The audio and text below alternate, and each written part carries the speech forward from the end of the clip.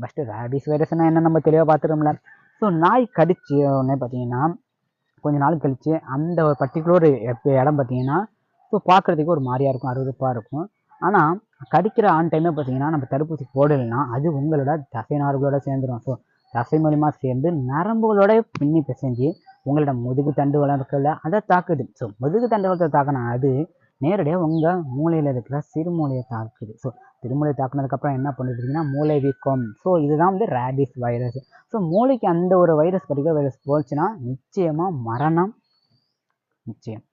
So இதுலேருந்துலாம் என்ன பண்ணணும் அப்படின்னு பார்த்தீங்கன்னா ஃபஸ்ட்டு நம்ம நாய்களை வந்துச்சுன்னா வச்சுங்களேன் சரியான முறையில் பராமரிக்கணும். லிட்ரலி அதுக்கான வேக்சின் பார்த்தீங்கன்னா 1 இயருக்கு நம்ம போட்டே ஆகணும், இல்லை 6 மாதத்துக்கு ஒரு டைம் அது போட்டே ஆகணும். ஸோ 6 மாதத்துக்கு ஒரு டைம் போட்டிங்கன்னா உங்களுக்கு ரொம்ப நல்லதாக போடும். அதுக்கப்புறம் நிறைய பேருக்கு உள்ள சந்தேகம் என்னென்னு பார்த்தீங்கன்னா நாய் கடிச்சிச்சுன்னா நம்ம நான்வெஜ் எடுத்துக்கலாம்னு கேட்டிங்கன்னா நிச்சயமாக எடுத்துக்கலாம். லிட்ரலி அது உங்களுக்கு எந்த சைடு எஃபெக்ட்டையும் ஏற்படுத்தாது. அது மட்டும் இல்லாமல் இன்னும் நிறைய பேர் சொல்கிறது வந்து நாய் கடிச்சா 32 ஊசி போடணுமே, அது உண்மையான கேட்பீங்க.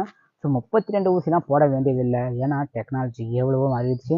ஸோ 3 தவணைகள் மூலிமா நம்ம ஊசியை போட்டுறது நமக்கு ரொம்ப ரொம்ப ரொம்ப நல்லது. ஸோ ஃபஸ்ட்டு எடுத்தோன்னா தடுப்பூசி எங்கே போடணும், அதுதான் ரொம்ப ரொம்ப முக்கியம். ஏன்னா இல்லைன்னா மனிதனுக்கு இந்த ரேபிஸ் வைரஸால் பல பாதிப்பு ஏற்படும். ஸோ இந்த ரேபிஸ் வைரஸுங்கிறது ரொம்ப அலட்சியம் காட்டக்கூடிய ஒரு வைரஸ் இல்லை.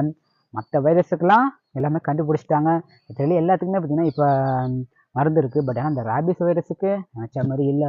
ஏன்னா அதோட வீரியம்ங்கிறது இதை வரைக்குமே பர்டிகுலராக யாராலையுமே கண்டுபிடிக்க முடியல. ஏன்னா அந்த ஒரு நாய் கடிச்சு